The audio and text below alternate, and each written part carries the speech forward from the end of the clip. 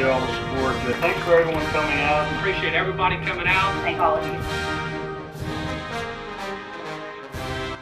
We have pondered this lakefront development for the last 4 years or more through discussions and planning, trying to capture the vision of what this lakefront will look like, and most importantly, when the project would take place and begin.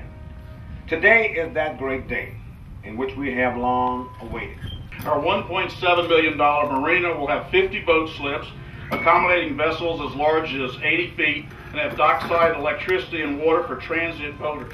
We're looking to complete that by March 2010. The next project that we're starting this year is our 3.6 Promenade project, which will have a 60-foot public right-of-way, enhanced decorative lighting, benches and trees, and other enhanced landscaping to further develop the idea of festivals for everybody here on the Lake Charles waterfront. I think this is a great day. This is just the beginning of what we're going to see on this lakefront, hopefully in the next few years. But this is going to be a long-term project that we're going to see grow and mature over time, and I think it'll keep getting better and better long after some of us who are continuing on the council will probably be long gone. We'll continue to see that growth.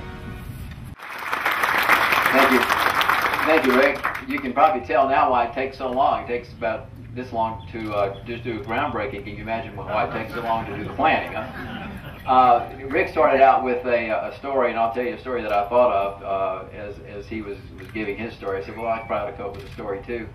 And I was thinking that I could make my talk here this morning real brief, and I could probably take as an example the speech that Vice President Dick Cheney gave when he came down to Cameron Parish. There was a meeting down in Cameron. He loves to hunt, so he came down to one of the hunting lodges down there in Cameron, and it was for a breakfast. And he was of course greeted by a lot of people, and I was down there, and everybody kind of took their turn to welcome him to Southwest Louisiana. And then when it came his turn to say a few words, he got up, and this is what he said. He got up, he kind of looked at the group, and he said, "Let's eat." So maybe I'll just say, let's go dig a shovel here, but dig a hole. But anyway, I got to say just a couple of things. The other night, Jay Leno had on his last show, and I never got a chance to go on Jay Leno to explain to him what I meant when I said a lot of work has to be done before a lot of work gets done. But maybe, I think he's coming back in the fall, and maybe I'll have an opportunity to do that. But let me kind of explain to you what I meant by that, and that is that in order for something really worthwhile and really meaningful to happen, you got to do it right. You got to do it right. And one of the examples that I'll share with you, and I've shared this story with some of you. I'll never forget when Andres Duani came to town, and he was holding one of his charrettes, and he was talking about the advantages of smart growth and all these different things that you have to incorporate into that planning process. And after the meeting was over, he kind of took me aside and he said, you got a great opportunity here. You got a great lakefront, tremendous asset with the water. Very impressed with the overall layout of how things, just the basic layout of the city and the lakefront and how things were connected and the potential that was there. But then he held up his hands and he said, the target that you're going to have to hit is about this big. Okay, and he held up his hands about like that. He said, this is the size of the target. And he said, now that might not seem like it's that small. He said, but we're standing right here, right next to each other. He said, but you got to hit this target and you've got to stand back about 1,000 yards. And he said, you've got to be very careful with what you do because you won't have another opportunity to do it. And several speakers have already commented on the fact that we've been talking about lakefront development for a long time. I'll never forget the article that ran in the American Press, and it had excerpts from the referendum, I believe it was, back in the 1940s, when people were talking then about lakefront development. And I swear, you could almost just close your eyes and just hear the comments, and you would have sworn that it was today. People saying the same thing, both pro and con, whether we should or shouldn't, and talking about the potential that lakefront development would have for this community. Jim Sudduth, Mayor Jim Sudduth, acted on that when he created what we see here with the Civic Center, with the amphitheater, with the ground that we're sitting on right now. This ground was part of the lake back then.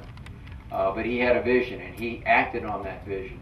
And then I think we realized that it wasn't enough.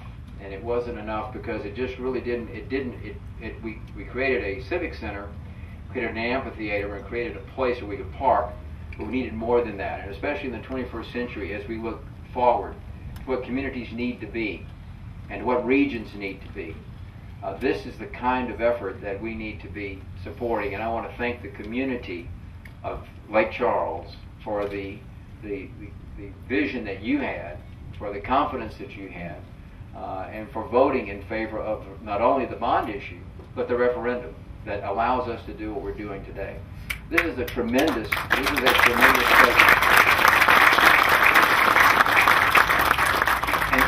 And this project is not about mayors, it's not about city councilmen, it's about a community, it's about kids, it's about the future. And I know it's going to take a little while to get it done, but I promise you, our commitment to you is that when we do it, we're going to do it the very best way that we possibly can with the funds that we have available. And I see a couple of young folks here in the audience tonight, this afternoon, and I can't help but think that one day they'll be able to tell their peers and their groups and go to Kiwanis clubs and be a part of the city community and the community leaders of the day and be talking about how when they went to the groundbreaking ceremony and they were there when they saw it really get kicked off and how they saw it get started. And this is really what it's all about. It's really not for us because, for most of us, I won't be here as mayor when everything is said and done. This council will probably not be here when everything is finally said and done. But it's not about us. It's about the community of Lake Charles. And in this ESF planning process, this project was recognized as having the highest in terms of value for the recovery of the region. The region. What we're talking about here is a project that's not just going to remake downtown. We're talking about a project that is going to help remake the region of Southwest Louisiana. It's going to help to put us on the map and help make us an attractive place to visit and help make us an attractive place to live and work. One of the most important things that a community can do in terms of economic development is make sure that it has a nice place to live. It's really not that complicated. Have a nice place to live. And we're very fortunate here with this lakefront, the other natural resources that we have here, that we have a nice place to live, and we have the ability and the resources and I think the collective community vision to make it even better. And that's what this is all about. So, without anything further, without going through all of the other things here on my notes, other than to say thank you to the DDA, thank you to the City Council, thank you to the community of Lake Charles, and thanks to all of you. Your presence here today, I didn't know whether we'd have 5 people show up or 50, but your presence here today, I think, indicates and validates the importance of what we're doing. And so I want to say thank you for coming out this afternoon, taking the time out of your busy schedules to be here. And now I'll quote with my good friend Dick Cheney and say, let's go dig a hole. The first time we presented the bond issue, it failed. But we have a mayor that is persistent.